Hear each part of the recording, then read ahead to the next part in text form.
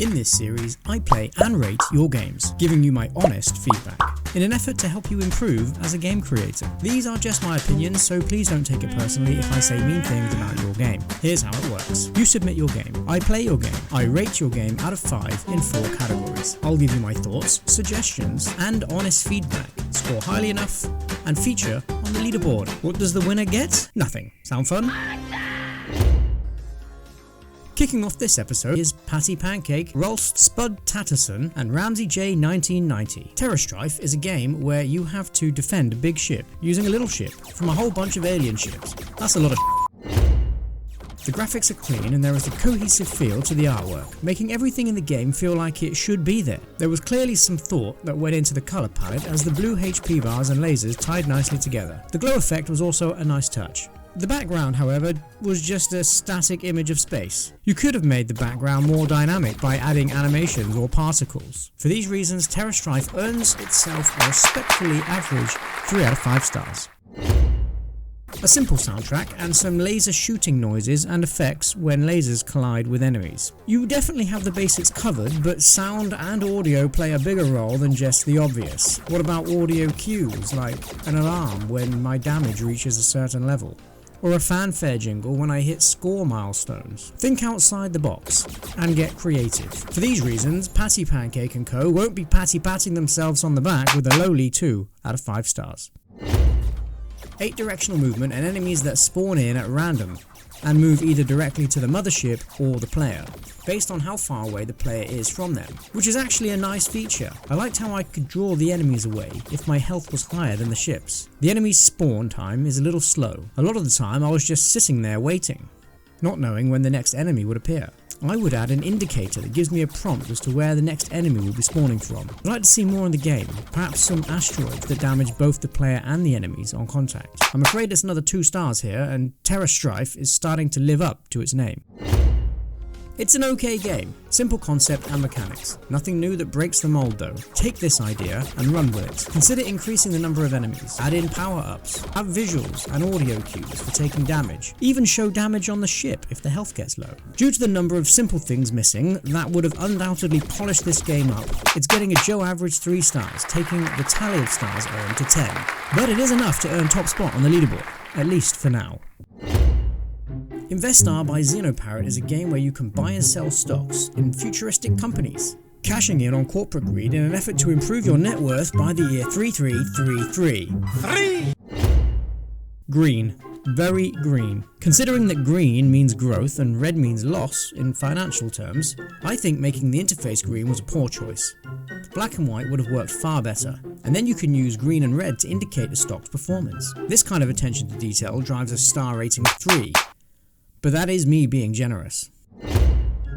There is no sound in the game, and there are lots of opportunities to add sound effects in this game. Some initial thoughts would be a ka-ching sound when buying and selling, or how about the sound of Investar getting 1 star? It's a clicker game at its core. You make trades based on which stocks you think will increase in value over time, and then sell those stocks for a profit. You can click continue, which advances the years, and when the year 3333 comes around, the game is over, and you see how much you're worth. There are a lot of different stocks you can buy, which is quite overwhelming, and I don't think the player should have the option to advance the years. I think you should have a time limit per year to make trades, and then get a financial update after each year has passed. Also, buying stocks by clicking the 1, 3 or 10 amounts was a little limiting. I would have preferred to be able to buy any amount I wanted. At first, the game is a little overwhelming due to the vast amount of text on screen. A simple tutorial would have been much more welcomed. Show me how to buy a stock. Show me how one stock performs, show me what happens after 1 year, and then give me access to the whole market. I can't bring myself to handing over more than 2 stars here. The concept is great. Who doesn't want to be infinitely wealthy? I think the fun is hampered by the complexity of the task at hand. You can't enjoy yourself in a game if you're constantly having to reread the how to play information. Offer less stock options, incorporate a tutorial, and I'll be hard pressed to find reasons not to give this one another bash. In true stock market fashion, Investar has been riding the ups and downs, but come the final bell, when the markets have closed, the value of this commodity is a slightly underwhelming 2 out of 5 stars, bringing the total to 8 out of 20 and securing second place on the leaderboard behind Strife. Project Save Mars by Chocolate Cookie Bro, cool name, now I want a cookie, is a game that on the surface seems basic and a bit boring, but I actually had tons of fun playing it. Although it may seem whimsical and a little rough around the edges, the gameplay and balancing are well thought out. The graphics remind me of the early episodes of South Park, where everything was cut out and looked handmade. The aliens and the player ship are one simple sprite with no animations. There are a few planets dotted about, and then the planet Mars, which is a big red circle dashing from left to right across space, just like in real life. Of course the graphics are simple, but in all honesty, where the graphics fail, everything else shines. Let's throw Cookie Bro a couple of stars for graphics, and move on.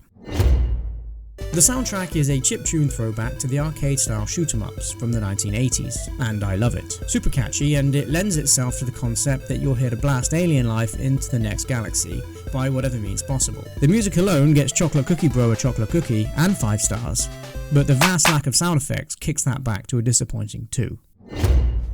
Where this game really shifts into top gear is the gameplay. This is a perfect example of keeping it simple and drilling into making that one simple thing good. And it is good. The goal of the game is simple. Hit Mars with bullets until the number of aliens inhabiting it reaches 0. With each bullet, 10 aliens fly off the planet into space, which you then either have to dodge or shoot. This is such a good way of increasing difficulty over time. The closer you get to winning, the more frantic it becomes, and each time I died, I wanted to try again. If I could offer one suggestion, I really don't think there is a need to have the player ship move in 8 directions. Collisions with Mars were janky. Sometimes it would push me away, sometimes I'd just freeze for a second. Have the player only be able to move along the bottom of the screen, like Space Invaders, having to move just left and right to dodge the hordes of flying aliens. I would also destroy the bullets on contact with aliens and Mars. If I gave this category 1 star for each attempt I had at beating the game, it wouldn't be a contest. I can't bring myself to award a full 5 stars, but I am more than happy at throwing Cookie Bro 4 stars for giving me a fun and enjoyable gameplay experience. Graphically impotent with a catchy soundtrack, lacking in art and sound effects, but enough of a challenge to keep you coming back, if for no other reason than to finally see what happens when all the aliens have been vanquished. What the f***? It just freezes? Overall, nice effort, but Project Save Mars needs at least 3 more stars to top the leaderboard. I'll be giving it a fair star rating of... And before we find out what that star rating is, here's a quick shout out to all my wonderful Patreon family members. A massive shout out to Foozle CC, Retro Galaxy, Fan Van, Olivia Bernier, Amari Lewis, Enmark Games, Tor, Carmack Alexanderson, Rob, Gerald Dumont, Lighting Cat, Martin K, Julian Cruz, Raul San Gonzalo, and 60 Plus Game Dev. Thanks very much for supporting my game dev journey, and for more information about what's on offer on the Patreon, there's a link in the description. Project Save Mars gets 3 stars in the overall category, taking the final tally to a table-topping 11 out of 20 stars. Make sure you hit the thumbs up button if you enjoyed the video, don't forget to subscribe, and until next time guys, take care, and I'll see you in the next video.